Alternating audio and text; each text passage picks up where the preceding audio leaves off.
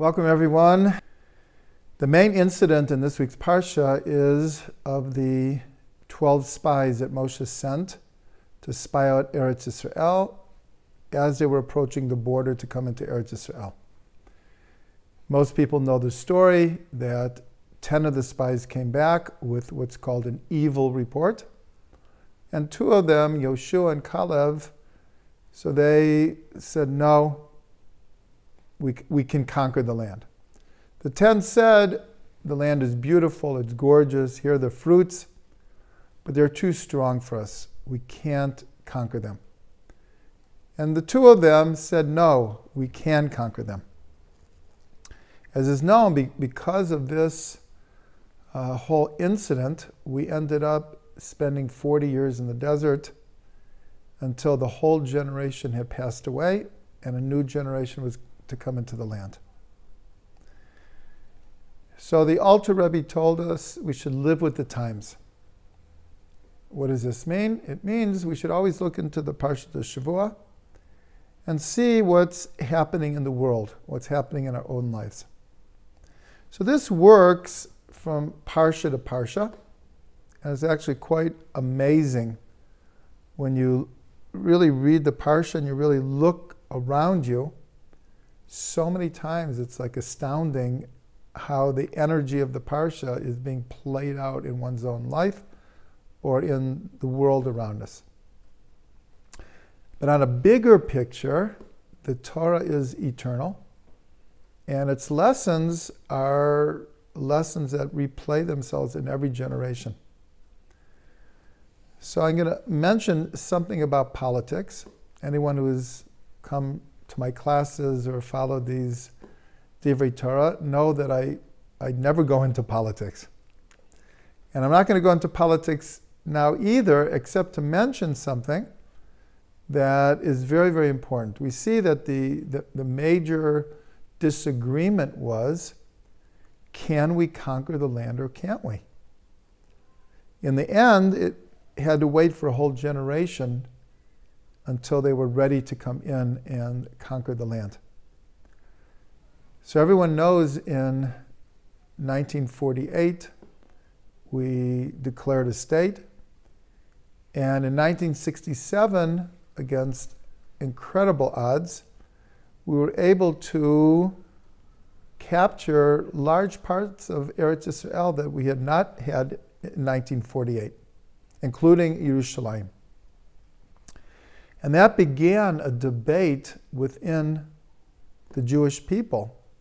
Not to say the whole world, that's a whole different story, but within the Jewish people itself, it began a debate, can we, should we hold on to this land? And we see just an amazing thing that over 3,000 years has gone by since Parshat Shalach, and we find ourselves in the middle of the same disagreement right now. When I say I'm not going to mention politics, I'm not going to discuss the pros or cons of either side, but only to point out the eternity of the Torah, that the stories in the Torah are not one-time events. So here we are 3,000 years later, and there are segments of Am Yisrael that say we should hold on to the land. And there are segments that said that no, we should give it back. So that's my point. My point is the same energy, the same incident in the Parsha is being played out on a daily level here in Eretz Yisrael. And I just want to give a few more examples of this because when you live in Israel, you see it so much clearer than outside of Israel. I'm just going to give a few examples. One is a few months ago, excuse me, there was an article in the Jerusalem Post. And it turns out that that weekend there were 3 or 4 murders. And all of them were like senseless murders.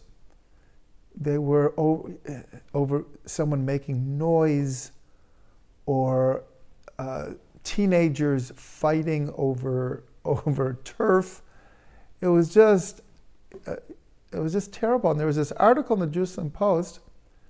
I don't know who it was by, and I don't even know if the person who was writing it was religious or not religious. I actually suspect that they were not religious. But nonetheless, they begin their article with a mitzvah in the Torah called Egla Arufa. That when a body is found equidistant from two cities or two villages, then a ritual is performed where the sages of these two cities perform a ritual, and part of it is they wash their hands and they say, our hands did not spill this blood. So everyone asks the question, and in the article they ask the question, did anyone suspect that one of the sages actually killed this person? No. So why are they washing their hands and saying, our hands did not spill this blood? So it's explained that the sages were taking responsibility for their whole city. And they had to be sure that this person wasn't sent away from the city without food, without accompaniment, without having been offered a place to sleep. So in this article, they just made the point that we can learn something very, very valuable today when trying to deal with dysfunction within a society, is that it's so easy for everyone just to look the other way and think it's someone else's problem. But when you have, as this article pointed out, 3 or 4 murders in the same weekend in different parts of Israel for different reasons, but all of them just horrible wastes of life, then we need to look at ourselves and bear a certain amount of responsibility for the society that we're building around us. So that's just another example of looking in the Torah and seeing lessons being played out and being valuable for our own day. Maybe some of you who are watching remember this. I can't remember how long ago. It's probably around 15 years ago that it was still part of the war in Lebanon, and there were 2 helicopters that collided at night, and 73 soldiers were killed. It was the biggest tragedy that's ever happened in Israel, like in one blow like that. And it was a very, very shocking thing. It was an accident. It was just 2 helicopters collided. And they collided over a place called Shiur Yishuv, right near Kiryat Shmona, the Lebanese border. And if anyone's in Israel, they've made it an incredible memorial right where the helicopters crashed. A very, very moving place. But within a couple of days, it was like all over the papers. It was like the talk of Israel. If you looked in the Haftarah for that week, it was from the book of Isaiah. Isaiah's son was called Shiur Yishuv, after which this settlement is named. And his name doesn't appear more than a handful of times in the entire Tanakh. And on this week that this happened, that was the Haftarah for the week. And in it, it mentions that Israel's at war, and not to be afraid of the flaming tails.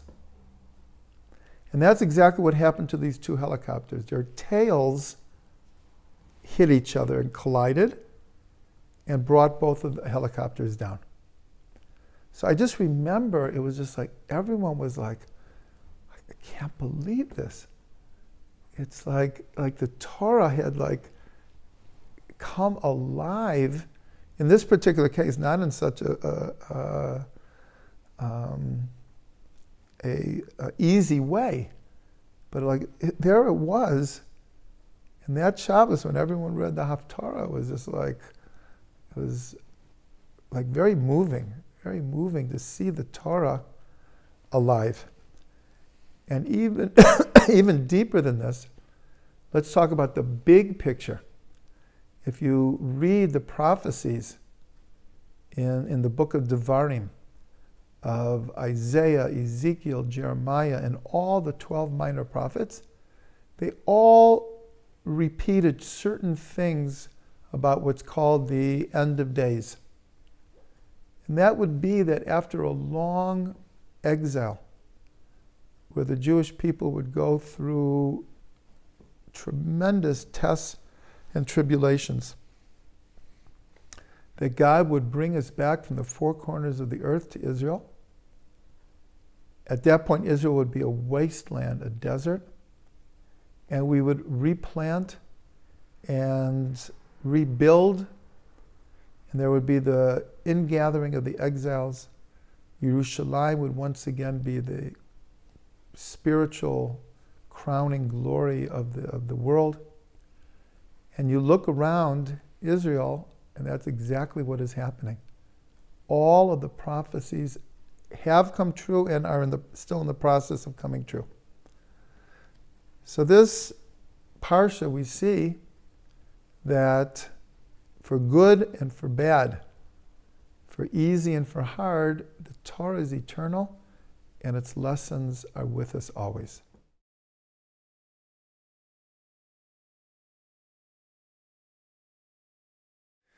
Thanks for watching this Devar Torah. If you like what you heard, which I hope you did, please come to our YouTube station, our website, our Facebook, our blog, our Twitter, and take advantage of a plethora of Torah, of audio classes, videos, poetry, stories, music, word and gematria search. You'll find a lot there, and please share this with your friends. www.thetrugmans.com